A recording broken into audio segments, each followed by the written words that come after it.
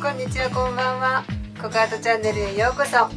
動画をご覧いただきありがとうございます。今日はちょっとホームページの方にメッセージをいただいたので、これを元に動画を作ってみようと思いました。メッセージには応援メッセージとか作品の感想とか動画の感想とかも書いてくださってたんですけれども、いきなりちょっと本題だけを読みたいと思います。ペンネーム男女7人冬物語さん。なんかちょっと私たち世代には懐かしい響きというか、なんかに似てますよね、これね。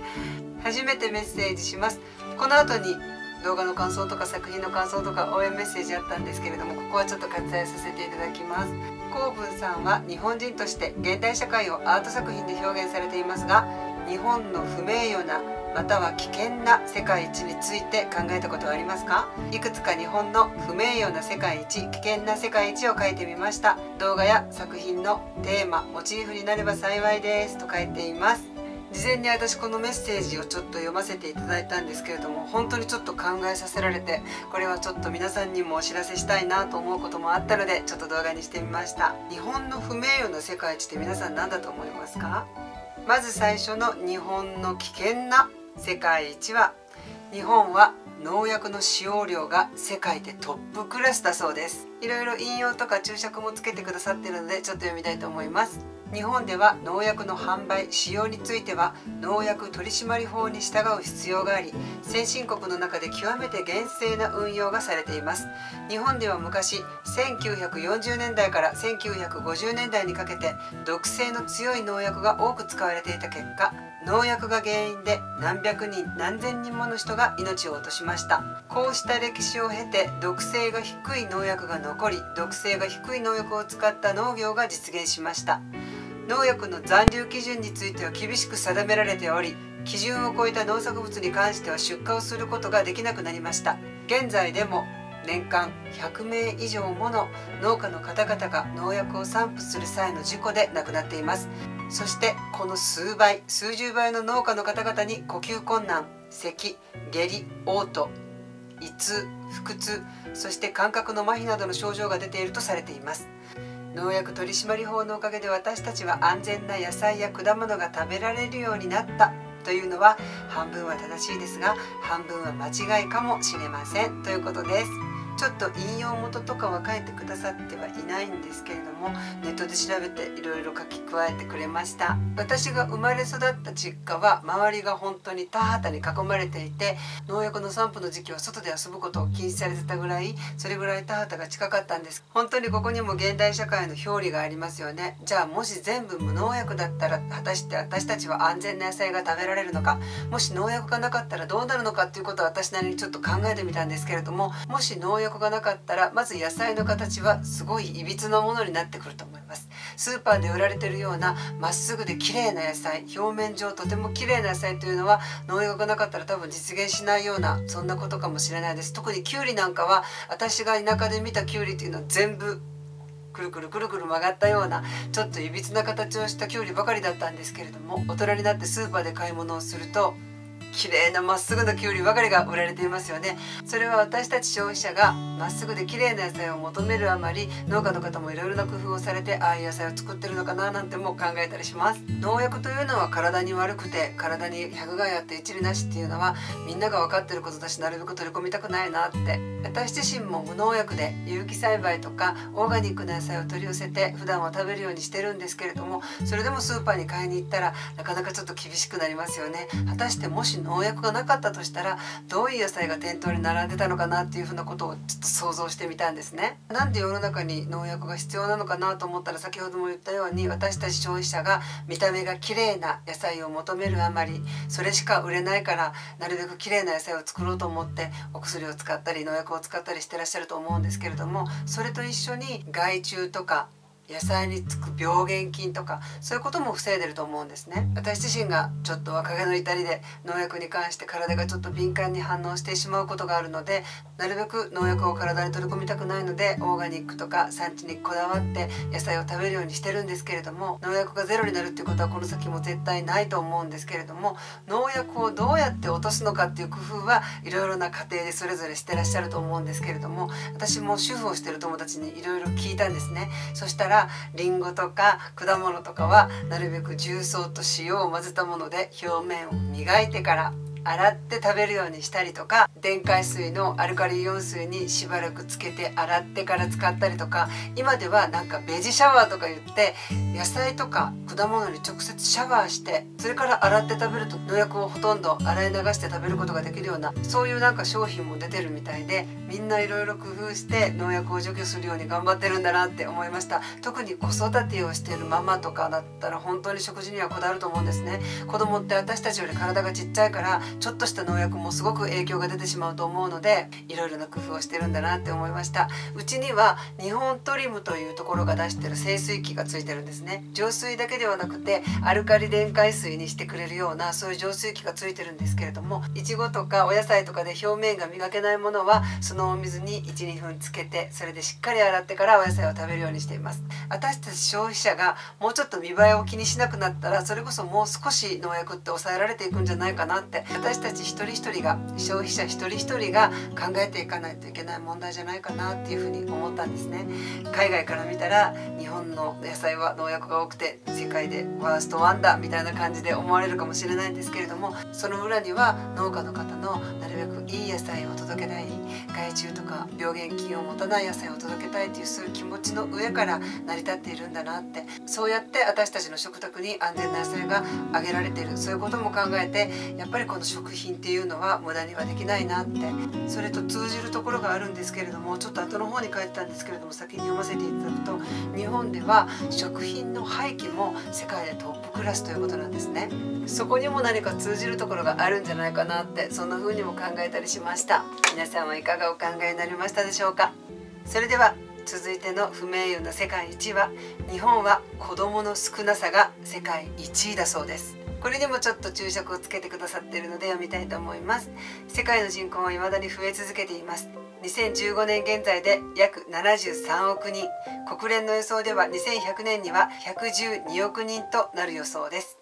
アフリカ・アジアの発展途上国は多子化社会であるが、先進国はフランスなど子育て支援が充実している国を除けばおおむね少子化になっています。統計年度にもよりますが、日本は世界で最も子どもの割合が少ない国となっています。逆に高齢者は世界で一番多いとされています。2016年生まれの新生児はついに統計を取り始めた1899年から初めて100万人を割り込みました。出生率の最低だった時期に比べれば若干マシにはなってきていますが、2005年の 1.26 が過去最低、2015年は 1.46 に回復。閉じる。それでも子供は減り続けています。一旦子供が減ってしまい、大人ばかりの社会が形成されてしまうと、公共の場は静かな空間となるでしょう。すると子供たちが少し騒いだだけでも目立つし、不愉快に感じる人が多くなるかもしれません。そして多数の大人たちが少数の子供たちを無意識に排除する方向に動いてしまうのが心配ですと書いています。本当にこれは今でも言われています。私たちは第二次ベビーブーム世代なので本当に子供が多かったんです。もし子供がマイノリティの存在になってしまったら、本当に大人だけで形成された社会になってしまったら、子供って邪魔な存在になるんじゃないかなって、そういう懸念は私だけじゃなくって本当にたくさんの方がされていると思います。私たちも元は子供だったんです。子供に優しくない国ってそれ以上の発展は絶対ないと思うので、子供が未来を作っていくんです。子供が未来の社会を作っていくんです。私たちが年を取った時に支えてくれるのは今の子供たちと思ったら、もう少し子供のことに対して政府も私たち大人ももう少し考えていかないといけないんじゃないかなって。このまま子供が少ないことが世界一っていうことが続けば、何かしら日本に大きな問題が起こるんじゃないかなって、そんなことを心配しています。子供の存在がマイノリティにならないことを願うばかりです。そうは言っても子育てしにくい国だなっていうのは、子供を産んだことがない私でも感じるんですよ。子供を産んで育ててるお父さんお母さんはそれを本当に感じるんじゃないかなって。子供のことと高齢者のことってどこかで絶対つながってると思うので、そういう福祉全般のことっていうのは先送りじゃなくて、本当に今すぐ考えないといけない問題じゃないかなと。私たち一人一人が考えないといけない問題ももちろんあるんですけれども、子供に対して、そして子育てをしてる人に対して、なんか住みにくい世の中にだけにはなってほしくないなって、そんな風に感じます。日本は子供が一番少ない国。これを聞いて皆さんはどういうふうにお考えになりますでしょうか。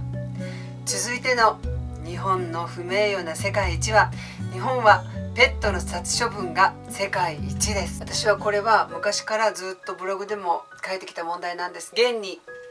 竜を引き取ったペットショップというか、そういうところもちょっと悪徳なところがあって、竜は本当に瀕死の状態で、死にかけの状態で、本当に私に出会うのがもうちょっと遅かったら竜はこの世にいなかったと思うような、本当に今考えても鳥肌が立つような、そういう風な出会いだったんですけれども、迎え入れた動物、家族に迎え入れた動物に責任を持つというのは、私の価値観としたら当然のことだなと、そういうふうに思うんですね。だから途中で命を放棄したりとか、病気になったからお金がかかるから、もういらないから、飽きたから、面倒見きれないから、引っ越した先が犬がダメだから、猫がダメだから保健所に連れていくって、そういう方が本当に年々増えてて、今でも30万という数の命が毎年毎年殺処分されている問題は、本当に私たちが考えないといけないなって。迎え入れた命に最後まで責任を持つということも当然なんですけれども、先ほど言ったようにパピーミルと言われる悪徳の繁殖業者とか悪徳ブリーダー、そして気軽に命を売り買いできる、気軽に生態を販売できる日本のペットショップ事情に関しても、この先私たちが考えていかないといけないのかなって、素人ながらにそれをずっと感じてるんですね。竜と出会ってからそういう問題に関してちょっと意識的に見るようにしてるんですけれども、自分ができることっていうのは本当にちっちゃいなって、力が足りないなっていうふうには思うんです。だから私は生態を販売しているペットショップでは、竜のおもちゃとかおやつとかペットシートとかそういうのを買わないようにしてるんです。ペットショップと言われてても、命を販売してないペットショップでペットシーツを買ったり、トイレシートですよね。ココアートチャンネルでも紹介したペットシーツなんですけれども、そういうものを買ったりとか、そういう些細なことしか今はできないんですけれども、こういう問題っていうのは作品でも今後書いていきたいなって。でも私は動物を描く作家ではないので、人間を描く作家なので、私の作品を通してこの問題をどういうふうに消化して作品にしようかな、展覧会にしようかなってずっと考えてるんですけれども、この問題っていうのは本当にみんなが考えていかないといけないし、やっぱりこういう動物の命をないがしろにするようなそういう国はやっぱりダメだと思います。浅田美代子さんとか杉本彩さんが有名人である自分を生かして、そういう活動、動物愛護の活動もしてらっしゃるんですけれども、今の私はそういう先ほど言ったように命を売ってるペットショップで物を買わないとか、そういう団体に寄付したりとか、本当にそういうことしかできないんですけれども、やっぱり一人一人が何か意識的に考えることで世の中って絶対に変わると思うから、ことあるごとにこの問題っていうのは動画とかブログとか今後もいろいろなことで話題にしていこうかなって思っています。日本ではペットの殺処分が世界で1位。これを聞いて皆さんはどういうふうにお考えになりますでしょうか。続いての第1位もちょっと胸にグッとくるような第1位です。日本は若者の自殺率が世界1位。先ほどの精神科医が世界1位と何か通じるところがありますよね。ここでもちょっと注釈をつけてくれてます。ちょっと考えさせられるので読みたいと思います。未成年の自殺の原因となることと大人の自殺の原因になることって若干違いがあるそうなんですね。未成年の自殺の原因は1位はいじめだそうです。そして2位がネットいじめ、3位が引きこもり、他者からの孤立、4位が経済的な問題、5位が受験での失敗、6位が就活の失敗ということになっています。一方、大人の自殺の引き金となるのは1位が病気や健康問題だそうです。中でも精神疾患が最多ということになっています。2位が貧困や事業不振、倒産、リストラなどによる経済状況の悪化、3位が家庭問題、4位が職場の人間関係ということになっています。私自身も昔自殺未遂を経験しました。その人間として本当にこのことに対して私何かできることはないのかなって。私が講演活動をしているのは LGBT とかセクシャルマイノリティを知ってほしい、セクシャルマイノリティの人がいないことになってはいけない、そういうことに関して声を出す、そういう役割もあるんですけれども、若い人の自殺が年々増えてる現状に何もしないわけにはいかないなって、自殺を経験した人間として何かできることはないかなということで引き受けるようにしてる、そういう面もあるんですね。自殺というとすごい特別なことって考えると思うんですけれども、誰もが一度は考えることだと思います。死んだ方が楽なんじゃないかなって、生きてるのが辛いなって、今も自己否定を繰り返して死にたいなって思ってる人っていると思います。自殺率が世界一位って聞いた時に本当にこれはしたことじゃないなって、私の身近な問題でもあるなっていうふうに考えてるんですね。この動画を見てる方でも長い人生生きてたら1回や2回くらいはもういなくなりたいなって、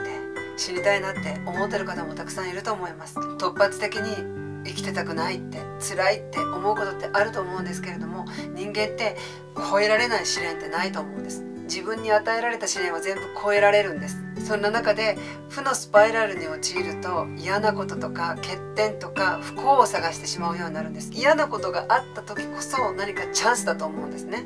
そういう時こそ自分のいいところを見つけてあげてほしいんです。誰かに否定された時に自分も自分を否定するんじゃなくて、自分だけは自分を肯定する。誰かに否定された時には自分だけは肯定する政府の法則なんです。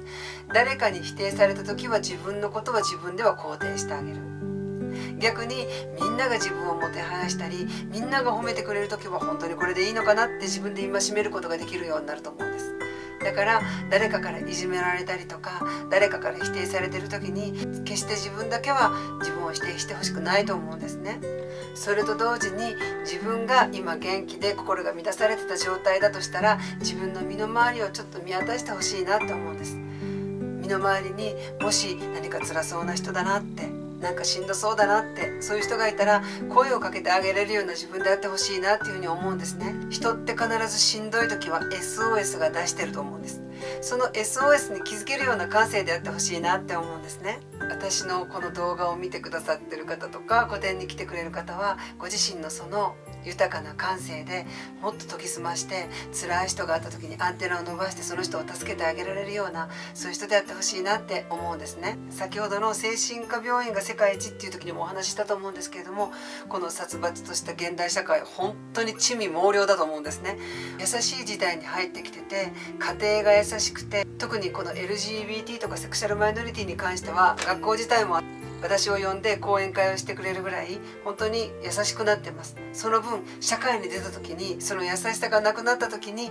何か壁にぶつかったりとかしてそれを乗り越えられない子供っていうのが何か増えてるように思うんですね。優しいのは決して悪いことではないけれども、過保護とか過干渉、行き過ぎた愛情っていうのは大人になった時に子供に何かを乗り越えられない、そういう軟弱な子に育つんじゃないかなって。